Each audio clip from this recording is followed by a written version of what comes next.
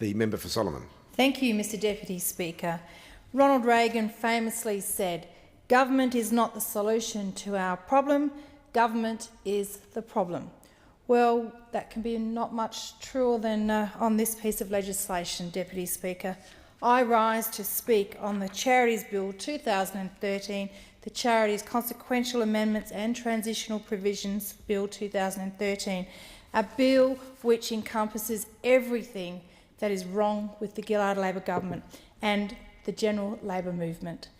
This is a bad bill from a bad government, and that if the coalition is fortunate enough to be elected on September 14, we will repeal this bad legislation. Big government, centralised government, red tape, regulation, that's what this bill is all about.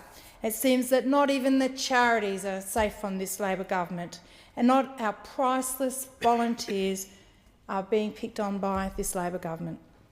Deputy Speaker, the definition of charity is hundreds of years old, a common law that is older than the settlement of Australia itself. And yet, here we have a government, it's a Labor government, less than 5 years old, and it thinks that it knows best about these sorts of things. It knows better than the test of time. So on this side of the House, we support civil society. We trust and we want to empower civil society because we know how fundamentally important that is to our freedom. In the Coalition, we are so proud that we stand to protect the institutions that have shaped modern society as we know it today, and will support the growth of civilisation into the future. Now, if we look into the bill a little bit further, we see, Deputy Speaker, it appears, inverted commas, that as part of this new charity order, opposing a political party or candidate may very well be a disqualifying purpose. The purpose mechanism being that which defines what constitutes a charity. So, Mr Deputy Speaker, I pose the question to you. Does this mean that if a charity is to express dissatisfaction with and or oppose a government decision, that they will be disqualified as a defined charity? Our strong democracy is the root of our society. It defines what we are as a people, and we are a great people. It's of great concern that this is a government a government is to interfere with charities. I'm involved in a number of charities myself, Mr Deputy Speaker, including SIDS and Kids NT and the Cancer Council. And I know firsthand how important our volunteers and these charitable organisations are to our community. Charitable work is akin to freedom of speech. Charitable work is the way in which many fine people express themselves, and so now Labor want to vet them too. Deputy Speaker, there are extreme elements of both the Labor government and the union movement that I can see and I fear will want their hand in on this disqualifying purpose. Would that be to see a charity supporting Israel perhaps refused registration under this mechanism? And please, it's laughable for the Labor government to assure that its legislation has been designed. The Minister on a point of order. Deputy Speaker, I take deep offence personally and on behalf of the Australian Labor Party. Is there a point to be withdrawn? Point of order? The point of order related to banning or any charity. The Minister will resume his seat. Comment. The Minister will resume his seat. The member for Solomon to assist this House will withdraw. To assist the Parliament. It is outrageous, but order. If it pleases the House, I will withdraw. I thank the member for Solomon. The member for Solomon has the floor. But it's laughable for the Labor government to assure us that this legislation has been designed to prevent this sort of discrimination. This bill is absolute nonsense. Big Brother's fingerprints are all over this bill. I believe it's also very important to look at the small charities, those charities that are there to support the families in my electorate of Darwin and Palmerston when they need the help and what's going to happen to them.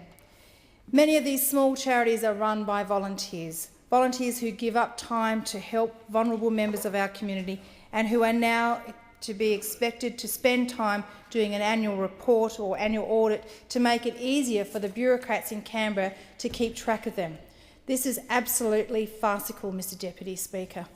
What worries me most, and maybe you'll have the answer, Deputy Speaker, who will decide what constitutes a charity? I see no evidence that will ensure this person will be impartial, and even if the Labor government tells us they're impartial, how can we trust them? If we just remember back to the failed Big Brother internet filter Labor tried to introduce back when they were first elected, it was made up of a blacklist that was only meant to stop child pornography and other illegal content, and yet somehow a Brisbane dentist got onto that list. This Labor government has a terrible track record of implementing policies. We all know that. We just have to look at the pink bats, the cash for clunkers, the digital set-top boxes, just to name a few. The Rudd and Gillard experiments have failed. The socialist Big Brother approach of Labor over the past 5 years has failed. Debt, deficit and waste, that's all they have to show for it. I believe it's also important to raise the issues that will affect future generations. There is no evidence in the legislation that this bill will provide the flexibility to adapt the definition of charity in the future.